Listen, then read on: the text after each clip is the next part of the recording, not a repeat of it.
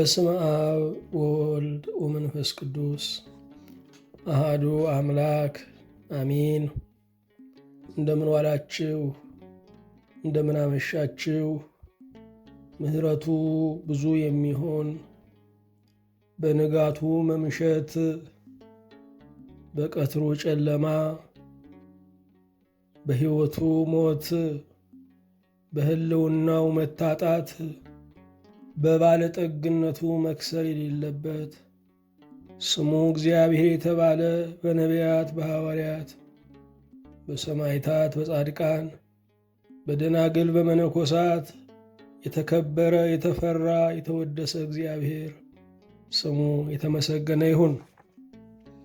በእግዚአብሔር ቸርነት የትምህርታችን ርዕስ ምክር ለልጆች የሚል ነው። ኦሪት ዘጸአት ምዕራፍ 20 ቁጥር 12 ላይ ያለውን የእግዚአብሔር ቃል በጸሎት መንፈስ ሆነን እናነባዋለን። አባትህንና እናትህን አክብር፣ እግዚአብሔር አምላክህ በሚሰጥህ ምድር ዕድሜህ እንዲረዝም። ሁሉን የምትይዝ ሁሉን የምትገዛ የጌታችን የመድኃኒታችን የኢየሱስ ክርስቶስ አባት እግዚአብሔር ሆይ እናመሰግንሃለን። አንተ ቀዳማዊ ነህ፣ አንተ ዳህራዊ ነህ፣ አንተ ማዕከላዊ ነህ። ሁሉን የምትይዝ ጌታ በአባቶቻችን ዘመን በእኛ ዘመን በልጆቻችንም ዘመን የነበርክ ያለህና የምትኖር አንተ ብቻ ነህ። ዘመናት አይረቱህም፣ ዓመታት አያሳልፉህም። መለወጥ ሳያገኝህ ያው ሆነህ የምትኖር አምላካችን እናመሰግንሃለን።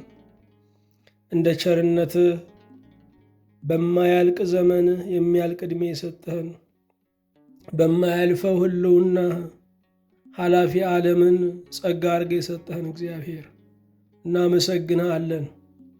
የተወደድክ አምላካችን እግዚአብሔር ሆይ ስለ ቸርነትህ አንተ ስለመረጥክልን ሀገር፣ አንተ ስለመረጥክልን ቤተሰብ፣ አንተ ስለመረጥክልን ኑሮ ክብር ምስጋና ለአንተ እናቀርብልሃለን። ተወዳጅ እግዚአብሔር ሆይ ስለ ቸርነትህ፣ ስለ ምሕረትህ፣ ስለ ይቅርታ ብዛት ደግሞ አሁንም የባሪያዎችህን ሕይወት እንድታከብር በረከት የምናገኝበትን መንገድ ሁሉ ደግሞ ተግተን እናስዝ ዘንድ ጸጋህን አስተውሎትህን እንድትልክልን እንማጸንሃለን። የተወደድክ ጌታ እግዚአብሔር ሆይ ዛሬ ለልጆች ሁሉ ደግሞ ወላጆቻቸውን መቀበል ማክበርና መርዳት እንዲሆንላቸው የቅዱስ መንፈስ ብርሃንና ጥላ ከእነርሱ ጋር እንዲሆን እንማጸንሃለን። ስለ ቸርነትህ በዚህ ቀን ደግሞ ያዘኑ ወላጆችን በልጆቻቸው የተከፉ ስጋትና ጥርጣሬ የውስጥ ጭንቀት የገጠማቸውን ሁሉ ደግሞ እንድታሳርፋቸው ሁሉን ለአንተ በእምነት ትተው ደግሞ መደላደል እንዲሆንላቸው እንማጸንሃለን።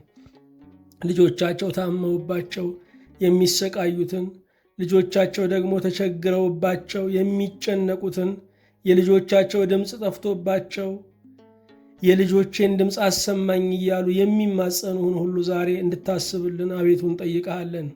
ስለ ቸርነትህ፣ ስለ ምሕረትህ፣ ስለ ይቅርታ ብዛት ሁሉን ታደርግልን ዘንድ ደጅ እንጠናሃለን እንጂ ስለ በጎነታችንና ስለ ቅንነታችን ይገባናል ብለን ደግሞ ስለ መድፈር የምንጠይቅህ አንዳች ነገር የለም።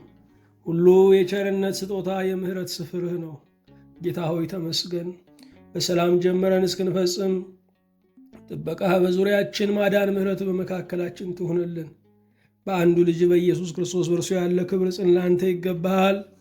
ከእርሱ ጋር ከመንፈስ ቅዱስም ጋር ትክክል የሚሆን ዛሬም ዘወትርም ለዘለዓለሙ አሜን። የእግዚአብሔር የአምላካችን ስሙ የተመሰገነ ይሁን።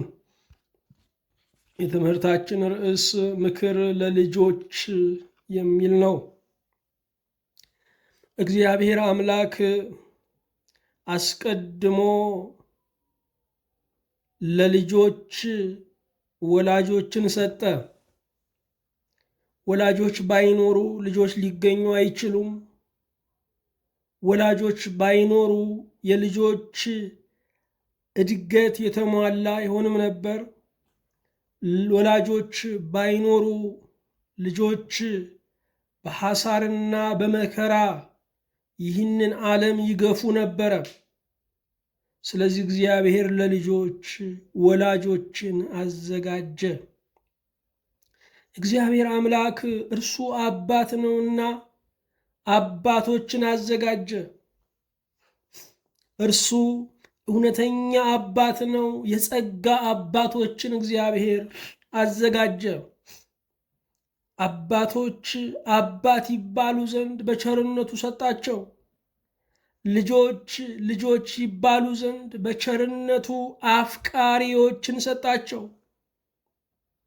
እንደዚሁም እግዚአብሔር አምላክ ለአባትና ለእናቶች ልጆችን ይሰጣል። በደከማቸው ጊዜ እንዲጽናኑ፣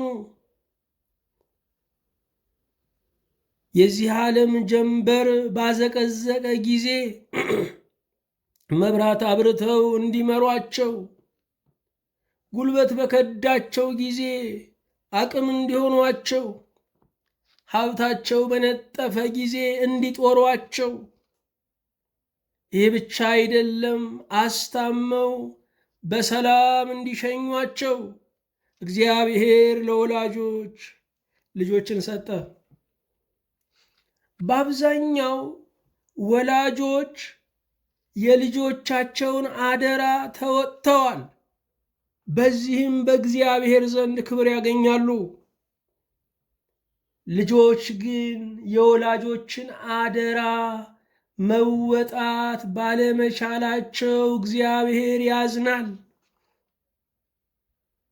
ብዙ ልጆች ወይም ብዙ የሰው ዘሮች ያልተመለሰ የውለታ ዕዳ ይዘው ይዞራሉ።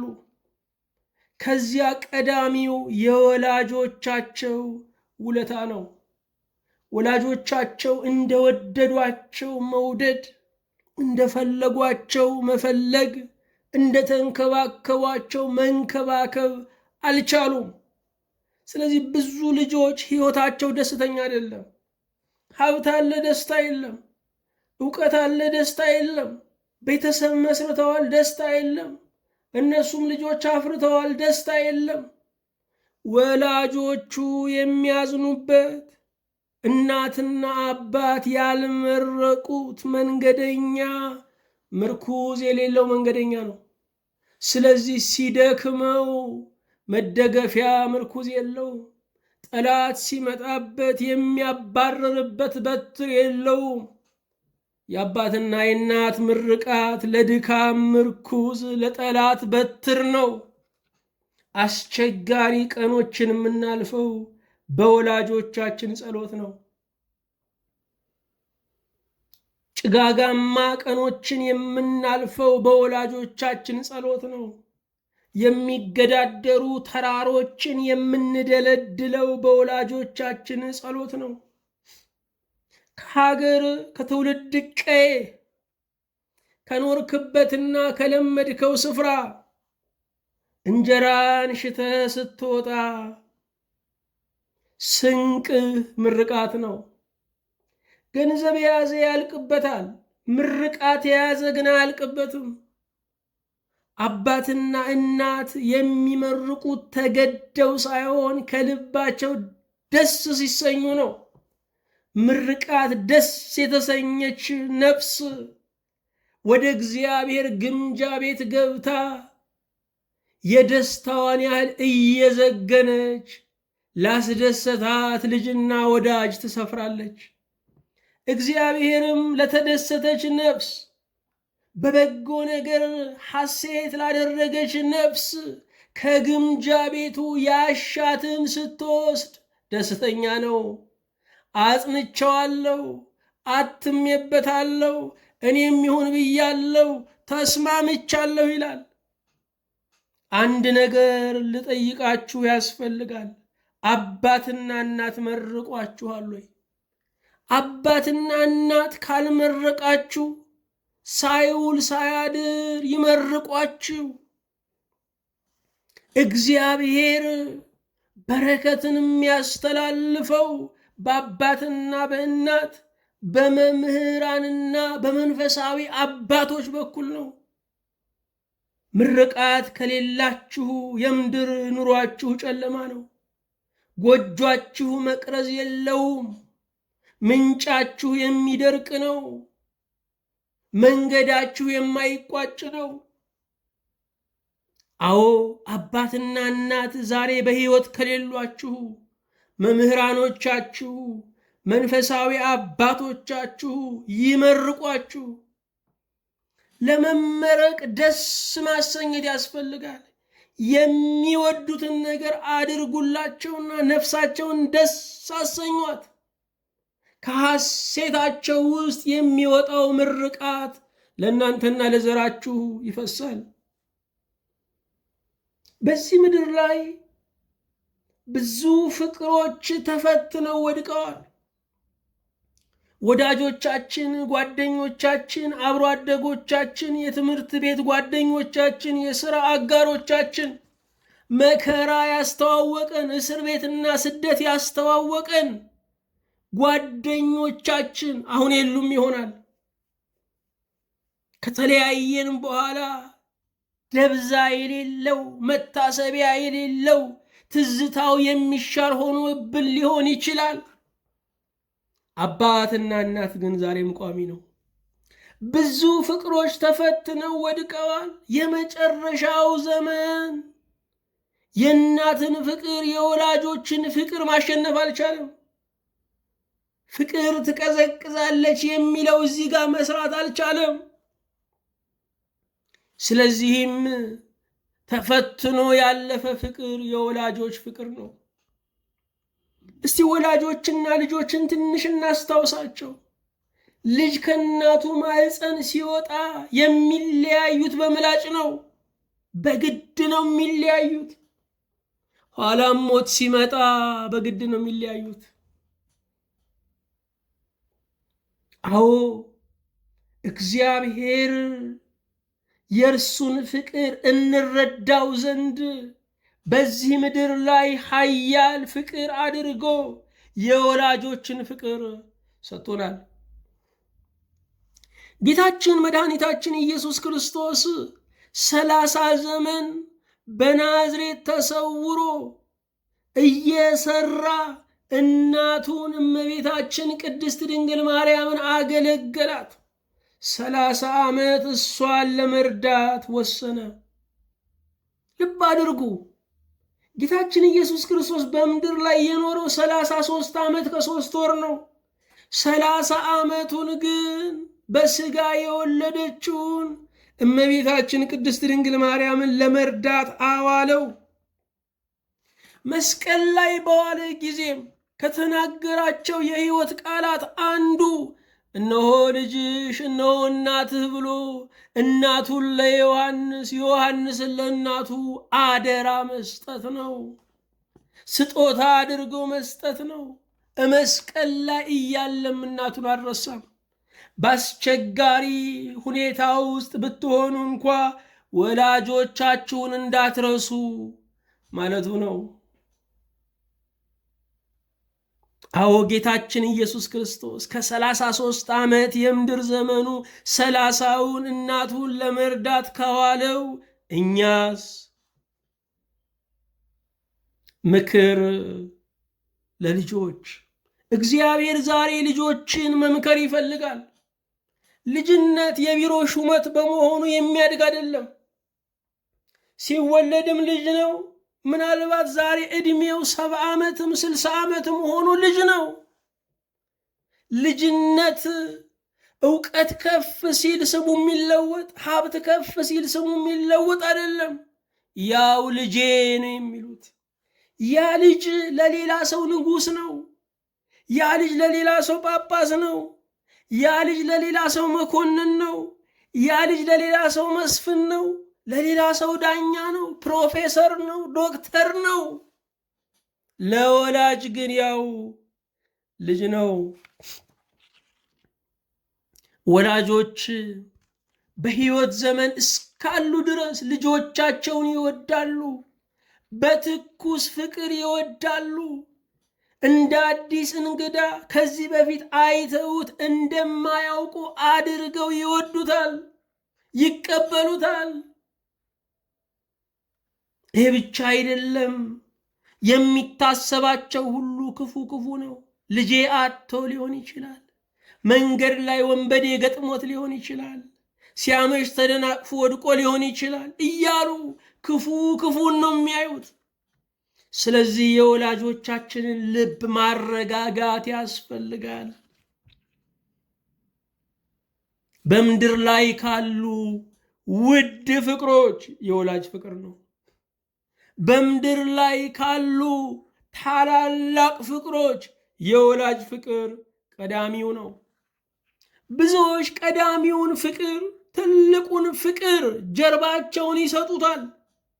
ስለዚህ ሌላ ፍቅር ያሳድዳሉ፣ ነገር ግን አያገኙም።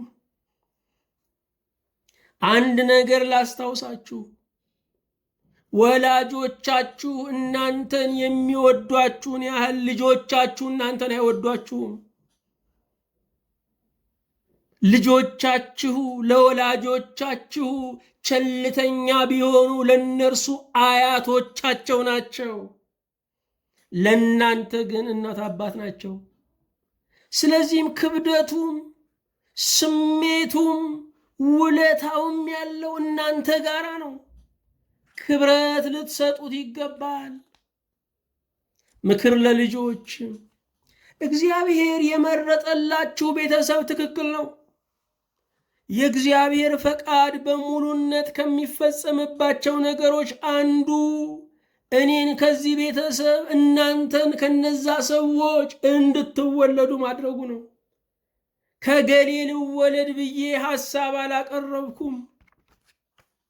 የመረጠልኝ ሀገር፣ የመረጠልኝ ቤተሰብ፣ የመረጠልኝ ቋንቋ፣ የመረጠልኝ ጎሳ እግዚአብሔር በእውቀቱ፣ እግዚአብሔር በቸርነቱ የሰጠኝ ነው። እግዚአብሔር ከሰጠኝ ስጦታ ደግሞ ምንም ክፉ የለም።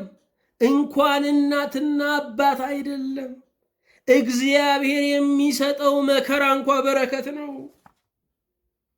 አዎ ወላጆቻችሁን የመረጠላችሁ እግዚአብሔር ነው። ምናልባት የመምረጥ አቅም ቢኖራችሁ አትመርጧቸው ይሆናል። እግዚአብሔር ግን በምርጫው ትክክል ነው። ለምን የማይባል አምላክ ነው። ስለዚህ በወላጆቻችሁ ደስ ይበላችሁ። ወላጆች በእናንተ ደስ ብሏቸዋል። ታማሚ ነበራችሁ፣ ግን አላጉረመረሙ። ቶሎ ራሳችሁን አልቻላችሁም ነበር፣ ግን አላጉረመረሙ። መልካችሁን ማይስብ ነበረ፣ ግን አላጉረመረሙ። አንድ ቀን ያምርልኛል፣ አንድ ቀን ጤና ይሆንልኛል፣ አንድ ቀን ራሱን ይችልልኛል ብለው በእናንተ ደስተኞች ነበሩ። በወላጆቻችሁም ደስ ልትሰኙ ይገባችኋል። ወላጆቻችሁ ከእግዚአብሔር ጋር ተስማምተዋል። እናንተም ከእግዚአብሔር ጋር ስለመረጥክልን ወላጆች ትክክል ነህ ብላችሁ ተስማሙ። አዎ አባትና እናት ክብር ናቸው። አባትና እናት አክባሪ ናቸው። አባትና እናት መኖራቸው በራሱ ክብር ነው። በዚህ ዓለም ላይ የተከፈተ ደጃፍ የቱ ነው ካልን የወላጅ ቤት ነው። የወላጅ ቤት የቤተ መንግስት ያህል ነው። ለምን ስንል የሚታጣበት ነገር የለም። ወላጆች ያላቸውን በሙሉ ይሰጣሉ። የሚሰስቱት ነገር የለም። ጠግቦ ያልጠገበ ይመስላቸዋል። ሰጥተው ያልሰጡ ይመስላቸዋል። በእውነት የእግዚአብሔርን ቸርነት ተላብሰዋል። እግዚአብሔር አምላክ በመውለድ ውስጥ የሚያላብሰን የእሱ ባህሪ አለ ማለት ነው።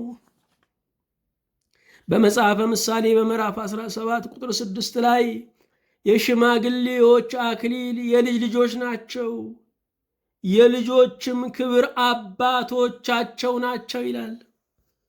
አንድ የሚባል አባባል አለ። ልጁን የማይወድ አባት ሊኖር ይችላል፣ የልጅ ልጆቹን የማይወድ አያት ግን የለም ይባላል። ብዙ ጊዜ አያት ሲሆኑ ጠንካራ የነበሩ አባቶች መንሰፍሰፍ ይጀምራሉ፣ መውደድ ይጀምራሉ። ስለዚህ የልጅ ልጆች ለአባቶች ክብር ናቸው፣ ለልጆች ደግሞ ክብር አባቶች ናቸው። እነዚህ አባቶች የሚፈለገውን ያህል ባናገኝባቸው እንኳ እግዚአብሔር ክብር ናቸው ብሏል። ክብር ምስጋና ለእርሱ ይሁን። አንዳንድ አባቶች በመካድ የታወቁ ናቸው። አንዳንድ አባቶች አራስ ልጅ ጥለው ሌላ ትዳር የሚመሰርቱ ናቸው። እግዚአብሔር ግን በጸጸት ይቀጣቸዋል። ልጁ ባደገ ቁጥር፣ ራሱን በቻለ ቁጥር፣ ከፍ ያለ ደረጃ ላይ በደረሰ ቁጥር የነሱ አእምሮ መቀጣት ይጀምራል። እግዚአብሔር ከቀጣቸው በላይ፣ ስራቸው ከቀጣቸው በላይ እኛ አንቀጣቸውም። አዎ አባቶቻችሁ ክደዋችሁ ከሆነ ደስ ይበላችሁ። ምክንያቱም አባትም እናትም ሆና እናት ስላሳደገቻችሁ ወይም ሌሎች ወገኖች አንስተው ስላሳደጓችሁ ደስ ይበላችሁ። ጥንትም ቢሆን እግዚአብሔር ለወላጆቻችሁ አደራ ሰጣችሁ እንጂ እናንተ የእግዚአብሔር ናችሁ። በማንም እጅ ብታድጉ እናንተ የእግዚአብሔር ናችሁ። የሥላሴ መቅደስ፣ የሥላሴ አምሳያ ናችሁ። የሚክዱ አባቶች ገጥመዋችሁ ካለ የማይክደው አባት ሥላሴ ነው። ክብር ምስጋና ለእርሱ ይሁን። የተስፋ ቃል ያለው ብቸኛው ትእዛዝ ወላጆቻችንን የሚመለከት ነው። ኦሪት ዘጸአት ምዕራፍ 20 ቁጥር 12 ላይ አባትህንና እናትህን አክብር፣ እግዚአብሔር አምላክህ በሚሰጥህ ምድር ዕድሜህ እንዲረዝም ይላል። ልብ አድርጉ። በዚህ ክፍል ላይ የሚል ቃል ተደጋግሞ ተጠቅሷል። አባትህንና እናትህን። ስለዚህ አባት እናት ስጦታዎቻችን ናቸው ወይም የእኛ ናቸው። እግዚአብሔር አምላክህ ይላል ደግሞ እግዚአብሔርም የእኛ ነው። በሚሰጥህ ምድር ይላል ደግሞ ምድርም የእኛ ነች። እግዚአብሔር የሰጠን ስጦታ ዕድሜህ እንዲረዝም፣ ዕድሜም ስጦታ ነው። ስለዚህ በዚህ ክፍል ላይ እንደ ስጦታዎች አባትና እናት፣ እግዚአብሔር አምላክ፣ እግዚአብሔር የሰጠን ሀገራችን፣ እንዲሁም ደግሞ እግዚአብሔር የሰጠን ዕድሜ ጸጋ ሆነው ተጠቅሰዋል። አባትህንና እናትህን አክብር። አባትና እናት ማን ናቸው? አንደኛ በሥጋ የወለዱ እነርሱ አባት እናት ናቸው። ሁለተኛ በእውቀት የወለዱ መምህራኖች እነርሱ እናት አባት ናቸው። ሦስተኛ በወላጆቻችን ዕድሜ ያሉ አረጋውያን አባት እናቶች ናቸው። አራተኛ የሃይማኖት መምህራኖቻችን ወይም በሕይወት የወለዱን በቃሉ የወለዱን እነርሱ አባት እናት ናቸው። አምስተኛ የአገር መሪና አስተዳዳሪዎች አባት እናት ናቸው። አባት እናትህን አክብር ሲል እነዚህን ሁሉ ይመለከታል። አባት እናትህን አክብር ሲል አትሳደብ ማለት ብቻ አይደለም። እርዳቸው፣ ደግፋቸው፣ ውደዳቸው፣ ተጠጋጋቸው ማለት ነው። ምክንያቱም አባትና እናት ምንም ቢኖራቸው ከልጆቻቸው ይጠብቃሉ። ልጃቸው አድጎ ለእነርሱ ባደረገላቸው ነገር ደስተኛ ናቸው። ልጁ አቅሙ አነስተኛ ሆኖ የሚሰጠው ትንሽ ሊሆን ይችላል። ነገር ግን መልእክቱ ለእነርሱ ትልቅ ነው። ልጄ አድጎ አሰበልኝ፣ ነገ አቅሜ ቢደክም፣ ነገ ጉልበት ቢከዳኝ፣ ነገ ገንዘቤ ቢነጥፍ ለካ ልጄ አለልኝ ይላሉ።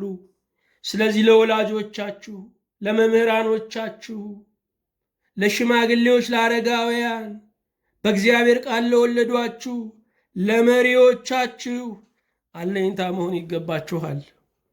እግዚአብሔር አምላክ በሚሰጥህ ምድር ዕድሜ እንዲረዝም ከአስርቱ ትእዛዛት የተስፋ ቃል ያለው ይሄ ትእዛዝ ብቻ ነው። ዕድሜ በእግዚአብሔር በሚሰጥህ ምድር ዕድሜ እንዲረዝም። አንዳንድ ሰዎች አባት እናታቸውን አይቀበሉም። ወይ ከደህና ተወለድ ወይ ከደህና ተጠጋ ይላሉ። አባትና እናትን የሰጠው እግዚአብሔር ነው። አንዳንድ ሰዎች ደግሞ ሀገራቸውን አይቀበሉም። ሀገርን የሚሰጥ እግዚአብሔር ነው። ለእኛ ኢትዮጵያን ሲሰጥ ትክክል ነው እግዚአብሔር። አንዳንድ ሰዎች ዕድሜያቸውን አይቀበሉም። ምነው በሞትኩኝ ይላሉ። ዕድሜን የሚሰጥ እግዚአብሔር ነው። እግዚአብሔር በሚሰጥህ ምድር ዕድሜ እንዲረዝም። ስለዚህ ወላጆችን ባለማክበር፣ አባትና እናትን ባለማክበር ዕድሜ ሊያጥር ይችላል ማለት ነው። ዕድሜ እንዴት ሊያጥር ይችላል ብለን እንጠይቅ ይሆናል። በመቀሰፍ የተሰጠ ዕድሜ ሊቋረጥ ይችላል። አንዳንድ ሰዎች ተቀሰፉ ስንል የመጠሪያ ጊዜያቸው አልደረሰም፣ ቢኖሩ ግን ምድርን ያጎሳቁላሉ ብሎ እግዚአብሔር ይቆርጣቸዋል፣ እግዚአብሔር ይነቅላቸዋል። አባትና እናቱን የማያከብር ዕድሜው አጭር ነው። ለዛሬ ትውልድ 40 ዓመት ትልቅ ዕድሜ ነው። እገሌ እኮ ትልቅ ነው 40 ዓመቱ ነው ይባላል። ባለፉት 20 እና 30 ዓመታት እንኳ 120 ዓመት የኖሩ ሰዎች እናውቃለን። 115 ዓመት የኖሩ ሰዎች እናውቃለን። 130 ዓመት የኖሩ ሰዎች እናውቃለን። 80 ዓመት ብርቅ አልነበረም። 70 ዓመትም ብርቅ አልነበረም። 60 ዓመትም ገና ነው የሚባልበት ነበረ። ለዛሬ ትውልድ ግን 40 ዓመት ዳገት ሆኗል። እስከ 40 መድረስ ጭንቅ ሆኗል። ለምንድን ነው ትውልዱ እየረገፈ ያለው? ለምንድን ነው 40 እርከን ላይ ያለው? ለምንድን ነው የ40 ድልድይ መሻገር ያቃተው? አባት እናቱን ስለማያከብር ነው። ሸንጋዮችና የደም አፍሳሾች ዘመናቸው ግማሽ አይሞላም ይላል። የሰው ዕድሜው 80 ነው ከተባለ ግማሹ 40 ነው። ሸንጋይ ትውልድ፣ ደም አፍሳሽ ትውልድ 40 አይሞላም ተብሏል። ዛሬ ትውልዳችን ጥርሱን ብልጭ የሚያደርግ ነው። ምን ያጨቃጭቀኛል፣ ባልመጣም እመጣለሁ እለዋለሁ። ምን ያነታርከኛል፣ ባልወደውም እወድሃለሁ፣ የስሙ መለያየት ነው የሚል ነው። ሸንጋይ ትውልድ ብዙ ለመኖር ይሸነግላል። ነገር ግን እግዚአብሔር የዕድሜውን አንጓ 40 ላይ ይቆርጠዋል። ወገኖቼ ዛሬ የበረከተው ማን ነው? ዕድሜ ያገኘው ማን ነው ብትሉ ያ የግንባር ስጋው ነው። ያ ግልጽ ሰው ነው። ያ እውነተኛ ሰው ነው። ያ ሽንገላን የሚጠየፈው እሱ ነው ዕድሜ ያገኘው። እግዚአብሔር ዕድሜ እንዲሰጣችሁ እውነተኛ ሁኑ። እግዚአብሔር ዕድሜ እንዲሰጣችሁ አባት እናታችሁን፣ ወላጆቻችሁን፣ መምህራኖቻችሁን፣ ሽማግሌዎችን፣ በእግዚአብሔር ቃል የወለዷችሁ ነገስታትን ጭምር አክብሩ። አባትና እናቱን የሰደበ ይሙት ተብሎ በብሉይ ኪዳን ተደንግጓል። በማቴዎስ 15 ቁጥር 4 ላይ እግዚአብሔር አባትንና እናትን አክብር፣ ደግሞ አባቱን ወይም እናቱን የሰደበ ፈጽሞ ይሙት ብሏልና ይላል። ሮቤልን ታስታውሳላችሁ። ሮቤል የያዕቆብ የበኩር ልጅ ነው። ነገር ግን የአባቱን ምንጣፍ በመዳፈሩ ከእንጀራ እናቱ ጋር በማይሆን መንገድ በመሄዱ ብኩርናውን አጥቷል፣ በረከትን አጥቷል። በአንደኛ ቆሮንቶስ በምዕራፍ 5 ላይ የምናገኘው የቆሮንቶሱ ምዕመን ሐዋርያው ጳውሎስ በሐዋርያዊ ስልጣን የቀጣው ሰው ከማኅበረ ምዕመናን የተገለለው የአባቱን ሚስት እንጀራ እናቱን ያገባ ሰው ነው። ልብ አድርጉ። አባትና እናትን ማክበር በእግዚአብሔር ዘንድ ትልቅ ዋጋ አለው። የመባረክ ምክንያት ነው። ከበረከት የመቅረት ከማኅበረ ምዕመናን የመቅረትም አንቀጽ ነው። አባትና እናትን ብቻ አይደለም፣ የአባትና እናትን ወዳጅም ጭምር መጠየቅ ይገባናል። በምሳሌ 27 ቁጥር 10 ላይ ወዳጅህንና የአባትህን ወዳጅ አትተው ይላል። ወዳጅ አይተውም ወገኖቼ። ወዳጅነት አበባ ነው፣ ዘወትር መኮትኮት አለበት። ብዙዎቻችሁ አበባ ትወዳላችሁ፣ አበባን መንከባከብ ግን አትወዱ። ካልተንከባከባችሁ አበባ ሊኖር አይችልም። አበባ የሰጣችሁትን ይሰጣል። ወዳጅነት አበባ ነው። ወዳጆቻችሁን ዘወትር ተንከባከቡ፣ ደውሉላቸው፣ ፈልጓቸው፣ ምን ጎደለህ በሏቸው፣ እኔ የማስፈልግ ምኑ ጋ ነው በሏቸው። ወዳጅነትን መንከባከብ ይገባል። ዕድሜ እየጨመረ ሲመጣ ወዳጅ እያነሰ ነው የሚመጣው። ስለዚህ ያሉትን ወዳጆች መጠበቅ ይገባናል። ይቅር እያልን እያለፍን እየታገስን ከነ አመላቸው መሸከም ይገባናል። ምክንያቱም ልጃችን ቢሆን አንተወውም፣ ወዳጃችን ስለሆነ ለመተው የምንግደረደረው። ወዳጃችንን ብቻ አይደለም፣ የአባታችንን ወዳጅ የእናታችንን ወዳጆችም መንከባከብ ይገባናል። የአባቴ ወዳጅ ነበሩ ብላችሁ አባታችሁ ሲሞት እንዳትተዉ። የእናቴ ወዳጅ ነበሩ ብላችሁ እናታችሁ ስትሞት እንዳትተዉ። እግዚአብሔር የተወላችሁ ምክትል ናቸው። ምክትል አባት፣ ምክትል እናት ናቸው። ክብር ምስጋና ለእግዚአብሔር ይሁን። የእግዚአብሔር ቃል ስለ አባትህ ወዳጅ ጭምር ስለ እናትህ ወዳጅ ጭምር የሚጨነቅልህ ነው። የእግዚአብሔር ቃል በእውነት ትልቁ የውበት መሳሪያ ነው። እንደ እግዚአብሔር ቃል የሚኩል እንደ እግዚአብሔር ቃል ሙሉ ሰው የሚያደርግ የለም። ምክር ለልጆች። ልጆች ሆይ አንደኛ ወላጆቻችሁን አክብሯቸው። ወላጆች እግዚአብሔር በምድር ላይ አምኖ እናንተን የሰጣቸው ትልቅ ሰዎች ናቸው። ወላጅ ለመሆን መስፈርቱ መማር፣ ስልጣን፣ ሀብት አይደለም። የወላጅ መስፈርቱ እግዚአብሔር ይገባችኋል ብሎ ሲሰጥ ነው። ስለዚህ ወላጆቻችሁን ማክበር ይገባችኋል። አባትና እናትን ማክበር እግዚአብሔርን ማክበር ነው።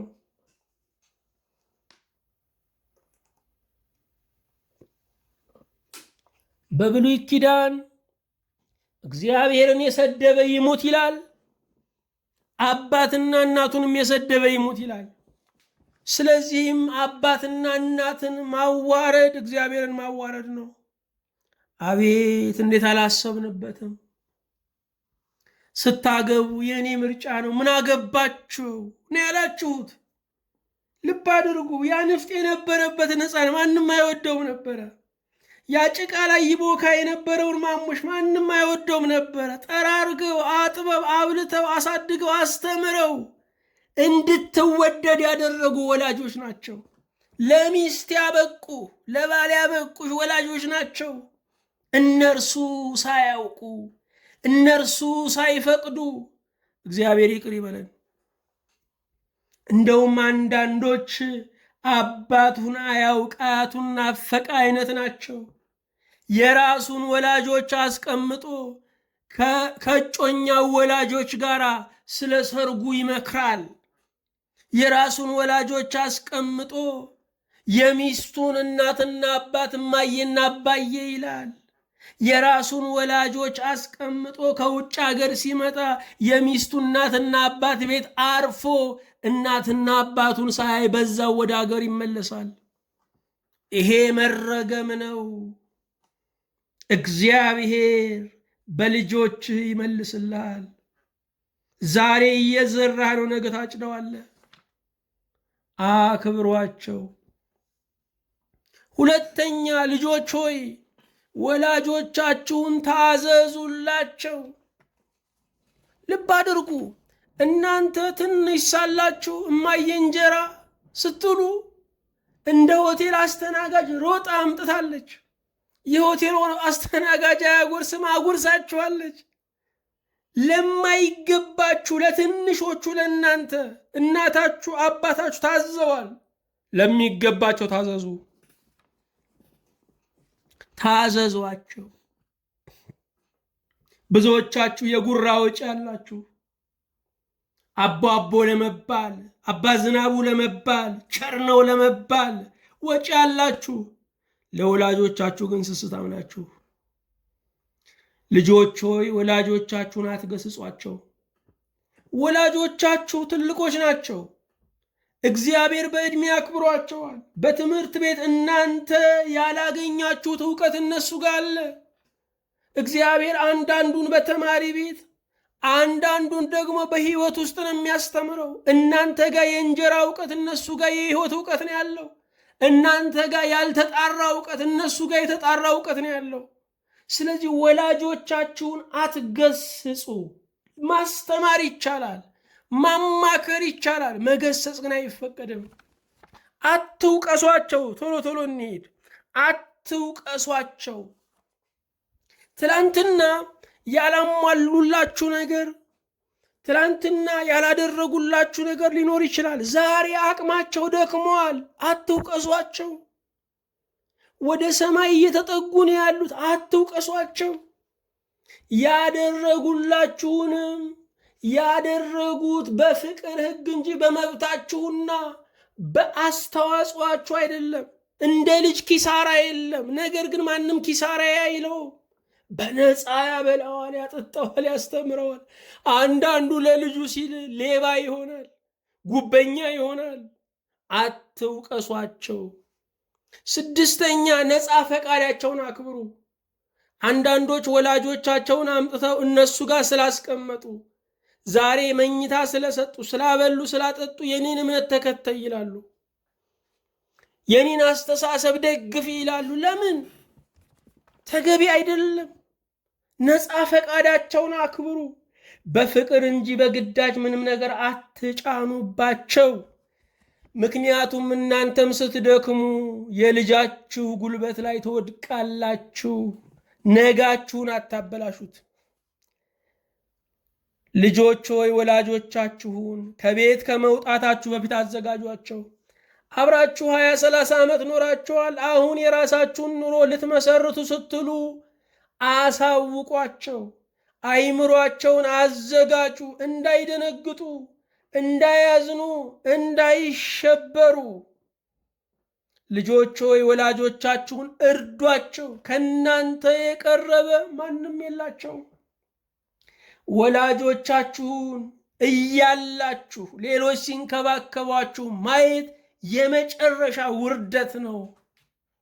የመጨረሻ ውርደት ነው። ዛሬ በቤተ ክርስቲያን ደጃፍ ተቀምጠው የሚለምኑ ባለጠጋ ልጆች ያሏቸውም አሉ። አመል ኖሯቸው ልመና ሱስ ነውና የሚለምኑ አሉ።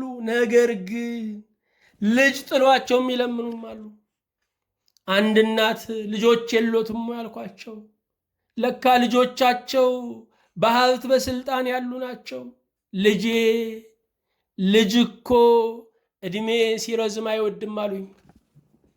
እኚህ እናት ወንዝ ዳር ላይ የፈረሰ ቤት ውስጥ ጅብ እያሳደዳቸው የሚኖሩ ምስኪን፣ ከሐዘን የተነሳ አይናቸው የጠፋ እናት ናቸው። ሲሞቱ ግን የነበረው ክብር መናገር አይቻልም ወገኖቼ። ልብ አድርጉ። በቁም ከረዳችሁ ሲሞት አትቅበሩት። የምንቀብረው እንዳይሸተን ብለን ነው፣ ለእርዳታ አይደለም። ጠላትም ይቀብራል እንዳይሸተው ብሎ።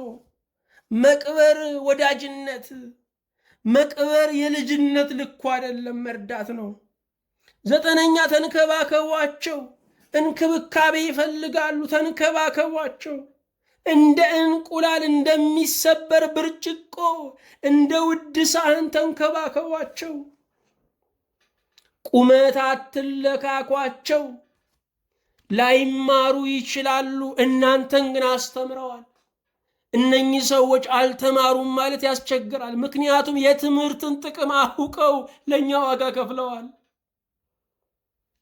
የመጀመሪያ ልጆች ስትሆኑ ከወላጆቻችሁ ጋር በእድሜ ስለምትቀራረቡ አትዳፈሩ። የመጀመሪያ ልጆች ወላጆቻቸው በጉልበታቸው ጊዜ ስለወለዷቸው የመጀመሪያውን ፍቅር ብቻ አይደለም የመጀመሪያውንም ዱላ ያቀምሷቸዋል። ኃይለኞች ይሆናሉ። ወላጆች የሚበርዱት ልጅ በዱላ ብቻ እንደማይገራ የሚያውቁት ቆይተው ነው። ለዚህ የመጨረሻ ልጅ ላይ ይቀዘቅዛሉ። ስለዚህም የመጀመሪያ ልጆች ዱላ ይቆጥራሉ። ሁለተኛ ልጅ ሲወለድ ደግሞ ወላጆች ወደዛ ፍቅራቸው ሲያዘነብል ቅናት ይጀምራሉ። በዚህ ምክንያት የመጀመሪያ ልጆች ለወላጆቻቸው አንዳንድ ጊዜ ጥሩ አመለካከት የላቸውም። ይህንን ደግማችሁ ከልሱት፣ አስታውሱት። አስተሳሰባችሁ ትክክል አይደለም። የመጀመሪያ ልጅ መሆን ስለ ወላጅ መሆን ነው። እኔ ወላጅ ነኝ፣ የወላጆቼ እህትና ወንድም ነኝ ብላችሁ አስቡ እንጂ በቅንዓት የኃይለኛ ጊዜያቸውን ዱላ በማስታወስ አትቀየሙ። የመጨረሻ ልጆች ስትሆኑም ደግሞ ኃይላቸው ከደከመ ስለመጣችሁ እንክብካቤ አለ። ኃይላቸው ከደከመ ካስተዋሉ በኋላ ስለመጣችሁ ምክርና ፍቅር አለ። ስለዚህም የመጨረሻ ልጆች ስትሆኑ ወላጆቻችሁ እናንተ ላይ ይወድቃሉ።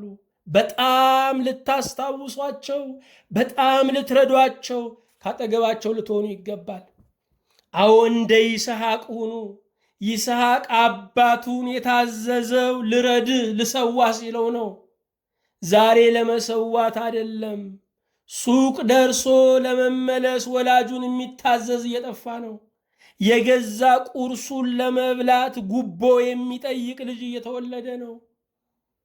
ልብ አድርጉ። ወላጆቻችሁ በልጅነታችሁ ያደረጉላችሁን መልሱላቸው። ወላጆች ሞተውባችሁ ከሆነ ግድ የለም፣ በዛ ዕድሜ ያሉትን ልጆቻቸው ደግሞ የሞቱባቸውን አስታውሱ። ካላሳደጓችሁ ደግሞ ያሳደጓችሁን እግዚአብሔር እነርሱን ስላዘጋጀ አመስግኑ፣ እነሱን እርዱ። በልጆቻችሁ ታገኙታላችሁ። እግዚአብሔር አምላክ ወላጆቻችን ያደረጉልንን እንድንመልስ ወላጆችን በሽምግልና ዘመናቸው ጋር የልጅነት ጠባይ ይሰጣቸዋል። እኛን ሊፈትነን ነው። ስለዚህ እነርሱ ለእኛ ያደረጉትን እናደርግላቸው። መልሱ ውለታችሁን። የመጀመሪያው በልጅነታችሁ ያጸዷችሁ ነበረ። እናንተም ወላጆቻችሁ ዕድሜያቸው በደከመ ጊዜ ፀጉራቸውን ስሩላቸው፣ ሰውነታቸውን፣ ገላቸውን እጠቧቸው። ሁለተኛ ደጋግመው ያስረዷችሁ ነበረ። ብዙ ትጠይቃላችሁ። በልጅነት ሳይታክቱ ይመልሱ ነበረ። አሁንም ካረጁ በኋላ እግዚአብሔር ብድር እንድትመልሱ ደጋግመው ይጠይቋቸዋል። አንድ ነገር ሳታክቱ መልሱላቸው። ሶስተኛ ለምነው ያበሏችሁ ነበር። ተለማምጠው ከእናንተ ጋር ተሯሩጠው። አሁንም እናንተም ደግሞ እንደዚሁ ስታቀርቡላቸው በሽምግልናቸው ልጡራችሁ ስትሏቸው ይሞላቀቃሉ፣ ያስቸግራሉ። ያቺን ውለታ እንድትመልሱ እግዚአብሔር አዘጋጅቷልና እንዳይታዘባችሁ ለምናችሁ አብሏቸው እንጂ ወርውራችሁ አትሂዱ። አራተኛ አስበው ያጥቧችሁ ነበረ። ስለዚህ ወላጆቻችሁን ለማጠብ ቀጠሮ ያዙ። በሳምንት አንድ ጊዜ ጥፍራቸውን ቁረጡላቸው፣ ፀጉራቸውን ስሯቸው። ዘመድ ጋር ይዘዋችሁ ይሄዱ ነበር። አምስተኛ እናንተ ምጥብጥብ አርጋችሁ ጽድት አርጋችሁ ዘመድ ቤት ይዛችኋቸው ሂዱ። ያንን ውለታ መልሱ። አያፍሩባችሁም ነበረ። እናንተም በወላጆቻችሁ አትፈሩ። ማዲያት ካለባቸው የእናንተ ፊት የጠራ ከሆነ የእናንተ ፊት እንዲጠራ ያ ፊት ማዲያት ለብሷል። ቤዛዎቻችሁ ናቸው። ስትታመሙ ይጨነቁ ነበረ። ስለዚህ ወላጆቻችሁ ሲታመሙ ልትጨነቁ ልታዝኑላቸው ይገባል። ጊዜ ይሰጧችሁ ነበረ። እናንተም ለወላጆቻችሁ ጊዜ መስጠት ይገባችኋል። ሰራተኛ መቅጠር ብቻውን በቂ አይደለም። መሸመት ብቻውን በቂ አይደለም። ጊዜ መስጠት ይገባል። ሊያወሯችሁ የሚፈልጉት ነገር አለ። ፍላጎታቸውን ገተው ያደርጉላችሁ ነበረ። እናንተም ልክ እንደዚሁ ፍላጎታችሁን ገታችሁ እርዷቸው። እናንተ በልጅነታችሁ አትኩሮት ለማግኘት የወላጅ አትኩሮት ለማግኘት ሳያማችሁ አመመኝ ትሉ ነበረ። እነርሱም የእናንተን አትኩሮት ለማግኘት ሳያማችሁ አመመኝ ጨነቀኝ ይላሉ። ተረዷቸው። ተቀይመው ወዲያው ይረሱላችሁ ነበር በልጅነት። እናንተም ተቀይማችሁ እርሱላቸው እንጂ አትመርዟቸው። ወደ ቤተ ክርስቲያን ይወስዷችሁ ነበር በልጅነት፣ ያቆርቧችሁ ነበረ። እናንተም በሽምግልና ዘመን ወደ ቤተ ክርስቲያን ውሰዷቸው፣ አቁርቧቸው። እነሱን የሚያስደስታቸው አሁን የባህር ዳርቻ ላይሆን ይችላል፣ መናፈሻ ምግብ ቤት ላይሆን ይችላል። ቤተ ክርስቲያን ነች ደስታቸው። ወደ ቤተ ክርስቲያን ውሰዷቸው። በእውነት የወላጆቻችሁን ውለታ ለመመለስ እግዚአብሔር የሰጣችሁን ዕድል ተጠቀሙ። በልጆቻችሁ ስለምታገኙት ወላጆቻችሁ ከሌሉም ብዙ በእናት በአባታችሁ ዕድሜ ያሉ ልጆች የሌሏቸው ደግሞ አሉ። እነሱን ደግፉ። እግዚአብሔር ተስፋ ያለው ትእዛዝ ሰጥቷቸዋል። አባትና እናትን አክብር። እግዚአብሔር በሚሰጥህ ምድር ዕድሜህ እንዲረዝም ዕድሜያችን እንዲረዝም እናክብር፣ እንርዳ፣ እንንከባከብ። ያስተማረን እግዚአብሔር ብሩክ መንፈስ ከዘላለም እስከ ዘላለም ምስጋና ይድረሰው። አቤቱ አምላካችን ሆይ እናመሰግንሃለን፣ እናከብረሃለን፣ ከፍ ከፍ እናደርግሃለን። ሁሉ ያንተ ነው፣ ሁሉ ገንዘብህ ነው። ያንተ ከሆነው አልጎደለብንም። ጌታ ሆይ ተመስገን። አቤቱ ወላጆችን ዕድሜ እንድትሰጣቸው እንለምንሃለን።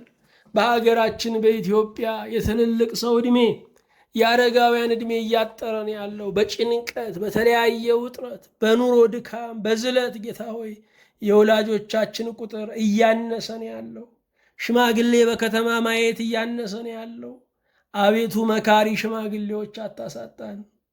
የሽበት ዘውድ የደፉ ሰዎች አታሳጣን። የሚገስጹ ሽማግሌዎች አታሳጣን። የተወደድከ አምላክ እግዚአብሔር ሆይ ስለ ቸርነት እውነተኛ ልጆች፣ እውነተኛ ደጋፊዎች መምህራኖቻችንን፣ የሃይማኖት አባቶቻችንን፣ የሀገር መሪዎቻችንን፣ የሥጋ ወላጆቻችንን፣ በዕድሜ የገፉ አረጋውያንን የምንደግፍ የምንጦር አድርገን የምድር ዘመናችንን ከአንተ ጋር በሰላም በበረከት አስፈጽመን።